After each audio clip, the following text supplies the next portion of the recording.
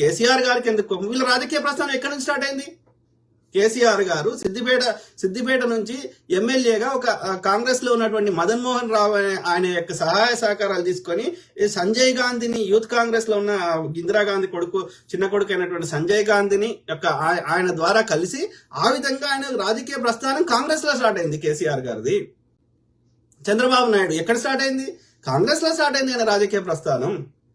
Same thing doctor YS Rajasekhara Reddy గారు 1978 నుంచి 2004 వరకు ఆయన ప్రతిపక్ష నాయకుడిగానే ఉండే, కాంగ్రెస్ ను పట్టుకొని విడలేదు. అంతకుముందు రెడ్డి కాంగ్రెస్ ఉంటే అక్కడ నుంచి కాంగ్రెస్ లో జాయిన్ అయినాక కంటిన్యూస్ గా కాంగ్రెస్ లో ఉండి కాంగ్రెస్ కు విధేయుడిగా ఉంటే ఆ 28 ఏళ్ల తర్వాత ఆయన ముఖ్యమంత్రి అయ్యాడు.